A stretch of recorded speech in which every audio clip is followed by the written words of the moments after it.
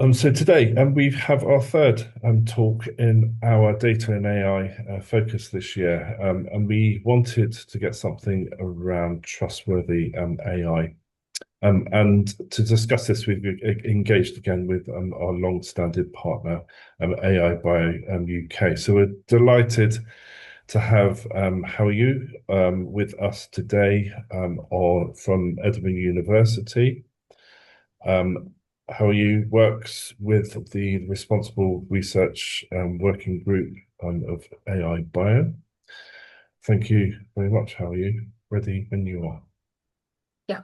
Thanks very much for the introduction. And hi everyone, my name is Huayu. I'm a final year PhD student in Science and Technology Studies at the University of Edinburgh. So I also work for the AIBIO-UK Responsible Research Group. And our group members Charlie, Connor, Nova, Marie, McKeelan, Patrick, Virginia, and Young. And also this work is in collaboration with Gavin, who presented a couple of weeks ago, and Marto and Sebastian. Um, so today I'm gonna introduce the Traceable Trust for action-ready AI in biosciences. The main question is simple, but I think it's very important. When an AI system gives an output in bioscience, so when should that output be allowed to change real laboratory work? And this matters because many AI outputs do not stay on a screen, and they can shape what samples are used, which variants are ordered, how instrument time is spent, and which experimental direction a team follow next. So today I'll first expand the Traceable Trust framework. I will then focus on one case, the Agentic Automation Canvas or AAC. So this is especially useful for this audience because it connects agentic AI, which data access, data sensitive metadata and outcome records. I'll also briefly discuss OSI and AI-guided design, build, test, learn laboratories. So the key message is this. So trust should be reviewable at the point where AI changes scientific work. So the core claim of the paper is that trust in bioscience AI is made at the point where an AI output is allowed to change experimental work. So let me explain what I mean by this point. An AI system may give a suggestion. Before that suggestion is used in a research pipeline, um, there is a transition. The output moves from being information to being a reason or for action. For example, an AI system might recommend repeating a qPCR well. It might suggest which protein variant should be ordered, or it might recommend the next round of design, build, test, learn workflow. So these actions have real costs. They take time, materials, machine capacity, and human attention. So the unit of trust is not the whole AI system in a broad sense. It is a specific transition from output to action. We need to ask what evidence produced this output, what action is being allowed, who checked it, what thresholds are used, and what happened after the action was taken. So this moves us from a weak question, do we trust AI, to a more practical question, do we have enough traceable evidence to justify this action now? So the paper starts from the fact that bioscience already has many useful documentations and reporting practices. So for example, DOM gives recommendations for supervised machine learning in biology. And datasheets for dataset and model cards help describe data and models. FAIR principles and RCreate help make research objects findable, accessible, interoperable, and reusable.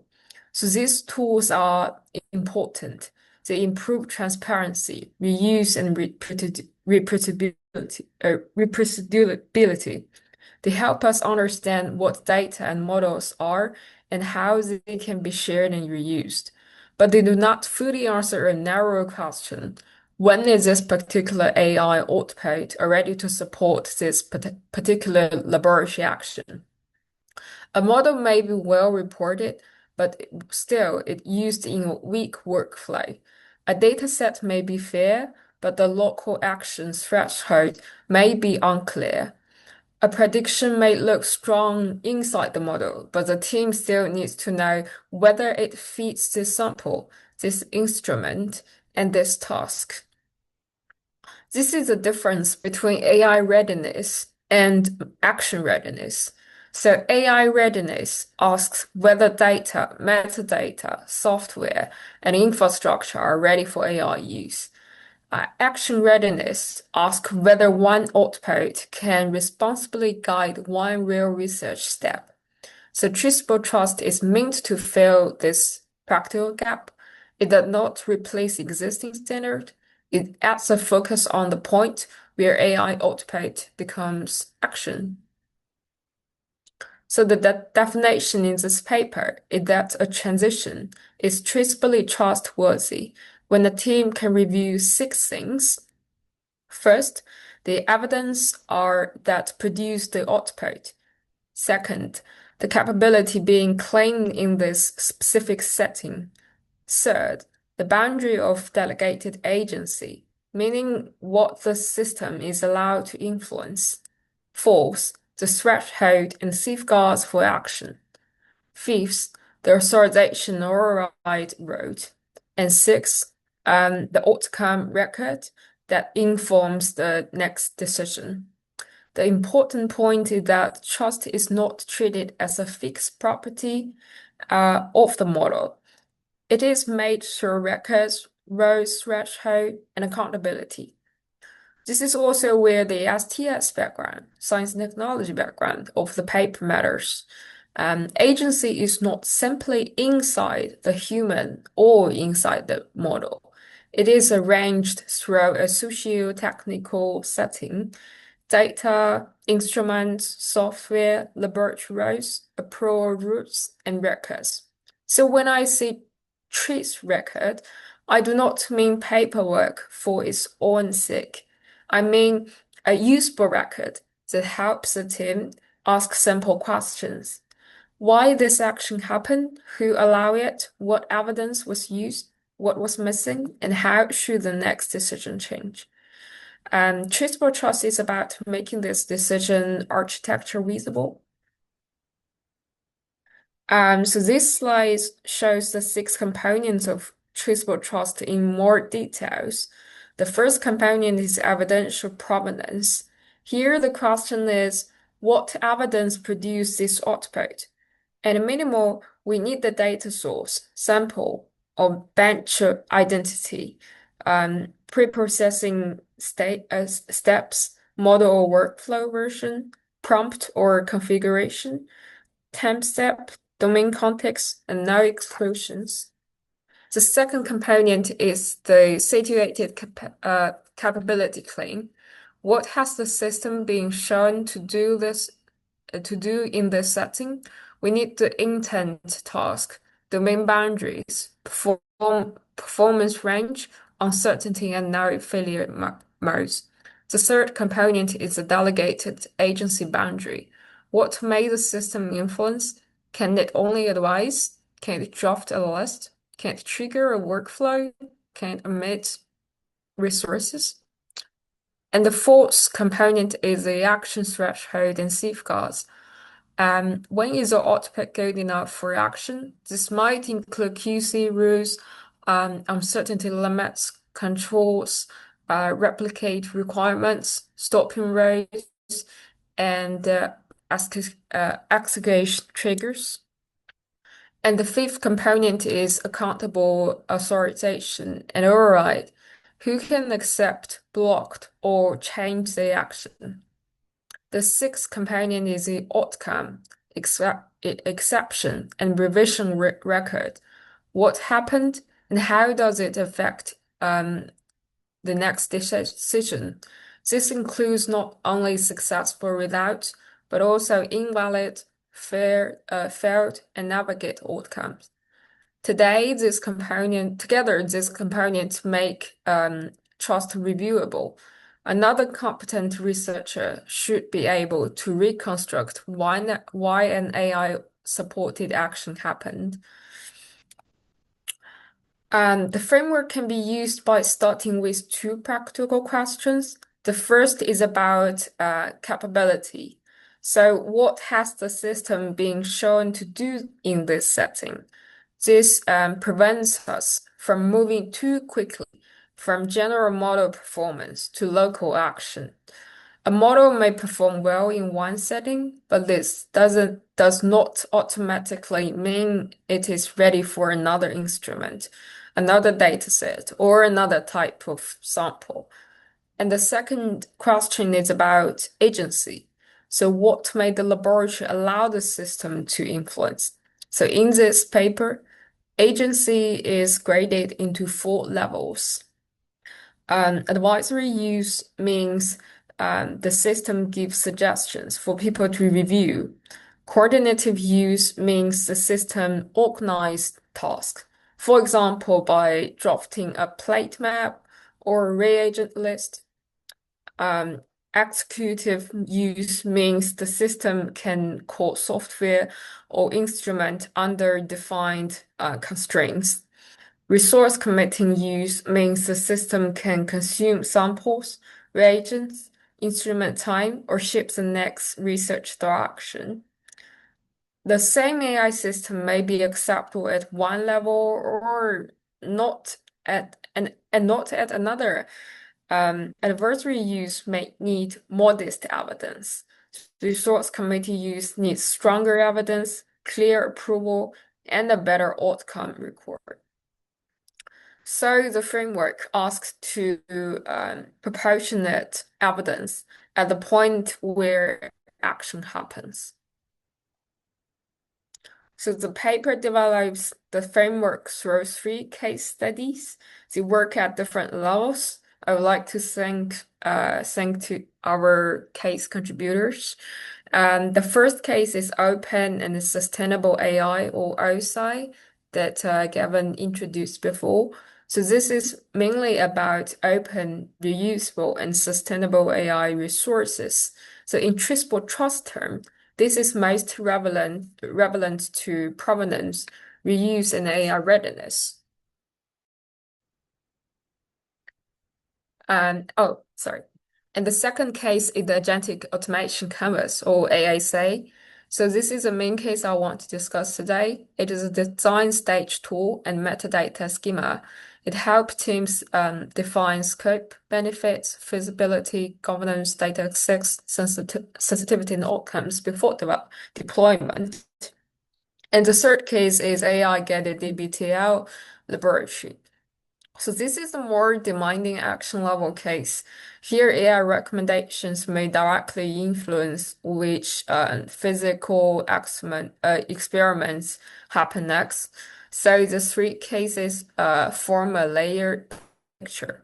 OSI helps with reusable resources, ASA helps with project design, and DBTL laboratories show what is at stake when AI recommendations become real experimental work. Let me briefly start with RSI. So Open and Sustainable AI guides how life science AI models and resources can be developed and shared in a way that is open, reusable, reproducible, and environmentally responsible. If a laboratory wants to use an open model, for example, for protein design or enzyme variant prioritization, it needs to know several things before ordering any construct. What model release is being used, what mode and license are available, what is known about training data, what evaluation evidence exists. So OSI helps with this kind of resource discovery and provenance. It supports the early part of the chain, finding and accessing the resource behind an AI workflow. But AIBIO does not decide whether a particular predicted variant should be synthesized today.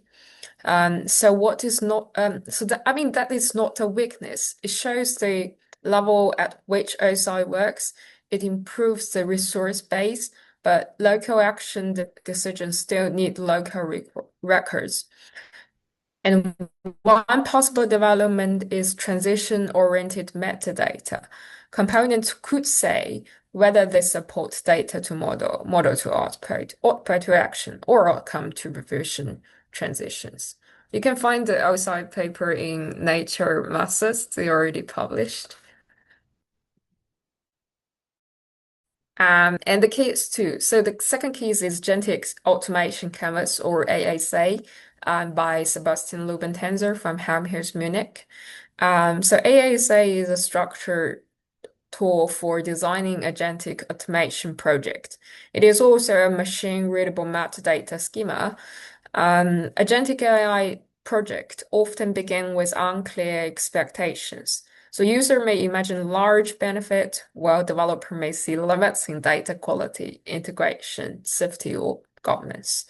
So ASA asks users and developers to define the project together before the system is built. It captures 6 dimensions: project definition and scope, user expectations, developer feasibility, governance staging, data access and sensitivity, and outcome. So in simple terms, ASA creates a project contract. It asks what are we trying to automate? What benefits do user expect? What is technically feasible? What data will the system access? What risk and governance stages are needed? And how will outcome be evaluated? So in traceable trust terms, ASA is useful because it makes the plan row of the system visible before deployment. It helps define the capability claim, the agency boundary, possible threshold, data sensitivities, and authorization roles. Its limits is also quite clear. So ASA is a planning record. So it is not an execution record.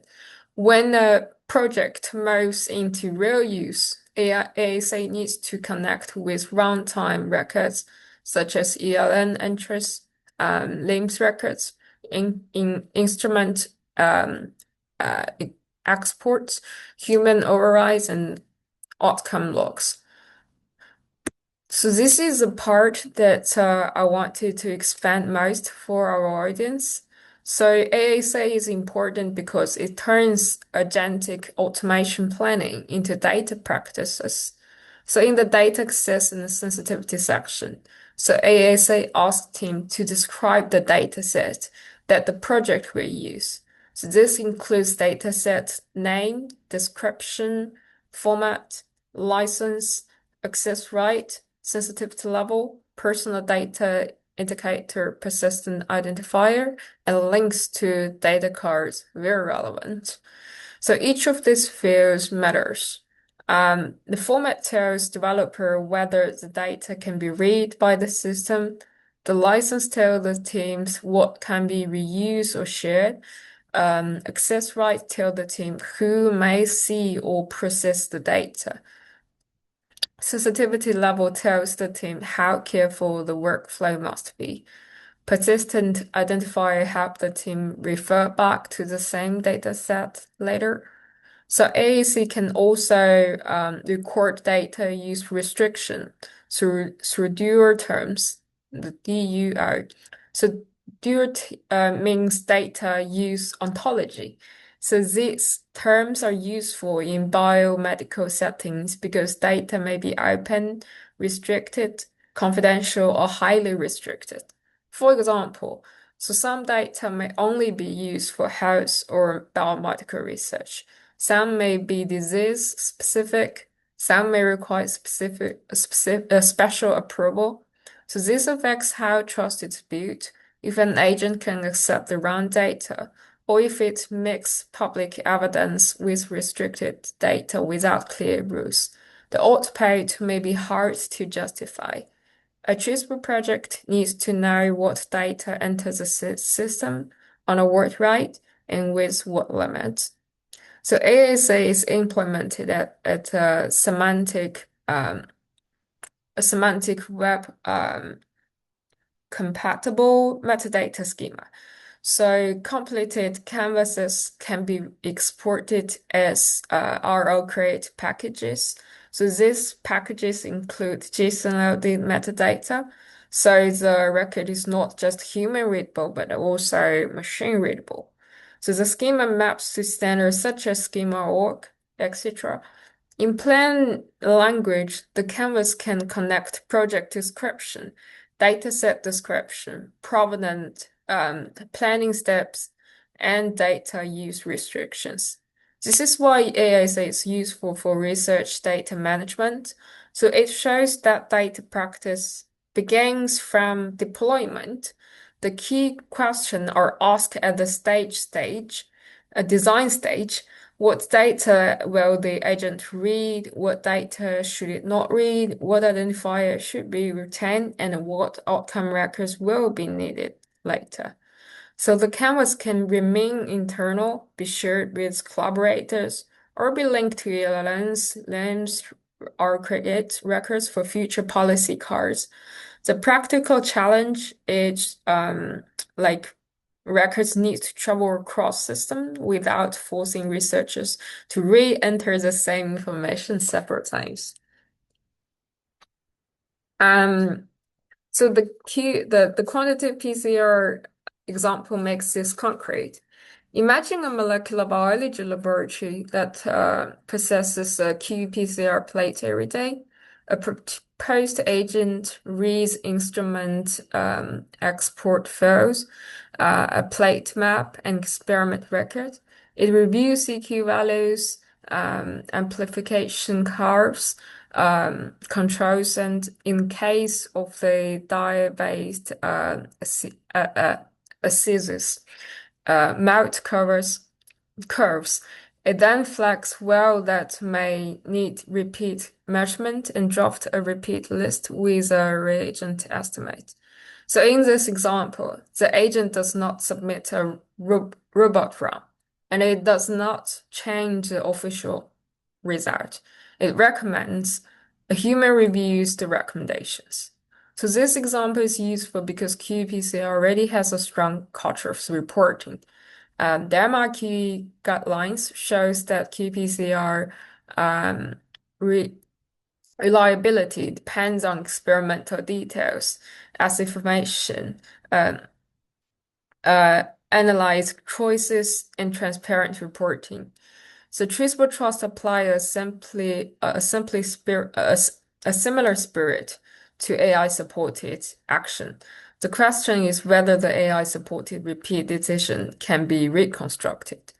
And for Traceable Trust, the transition record would include the input files, model or rule versions, QC threshold, flag reason, reviewer, override, repeat outcome, and next decision.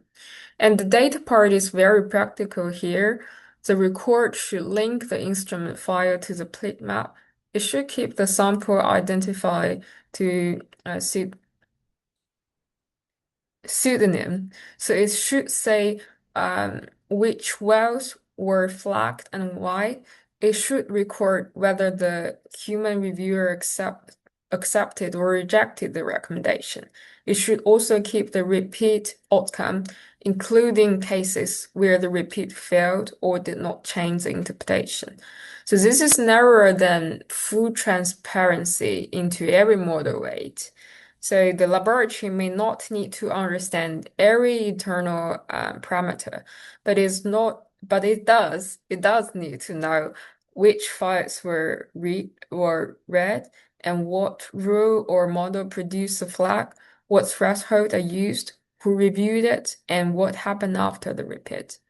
To establish trust, the team must be able to explain why a repeat was recommended, reviewed, and recorded. So these slides give the practical ASA resources. Here is a GitHub repository, also a paper on archive, and the website. I'll share this link in the chat box later. So thanks to Sebastian, who is a PI of this project.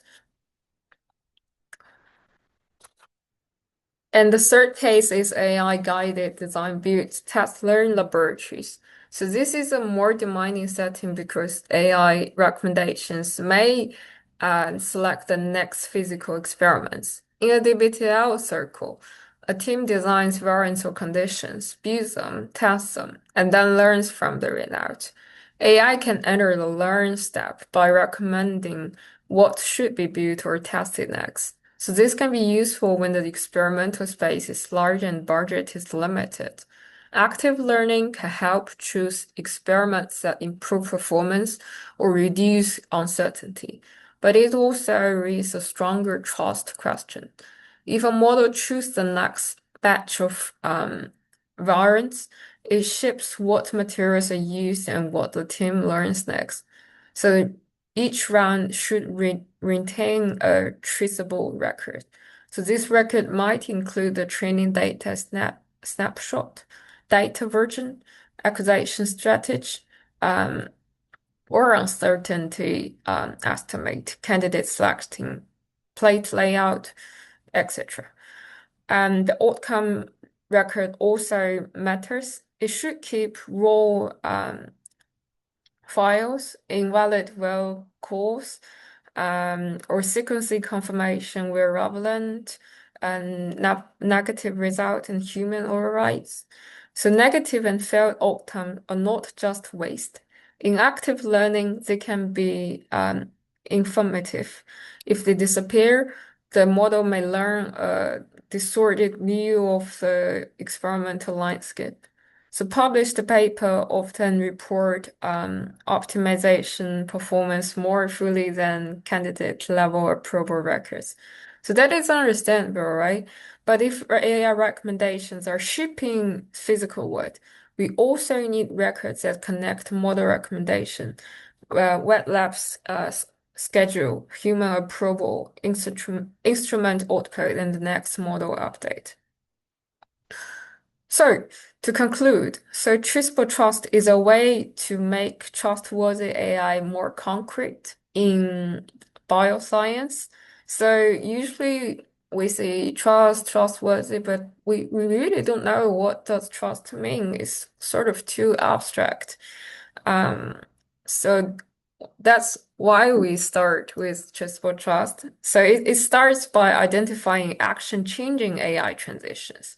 We need to ask whether which outputs actually change samples, reagents, instruments, time, or research direction. So second, it asks teams to specify 6 components.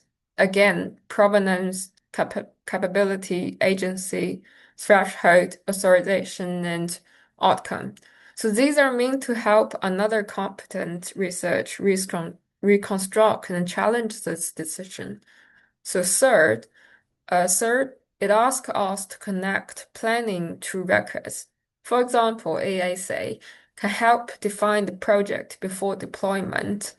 And for our RDM practitioners, so this creates a useful role that research data management is not only about storing data after research is done. It can help define the condition under which AI outputs become responsible laboratory actions. So larger point is that trust should not be a general promise attached to an AI system. It should be reviewable at the point where AI changing scientific work. So this is also why explainable matters in a practical way. So we may not always need a full explanation of every model parameter, but we do need an explainable chain from input data to output, from output to action, and from action to outcome. So thank you very much for listening. I will be very happy to hear your comments, especially on the data set of the framework.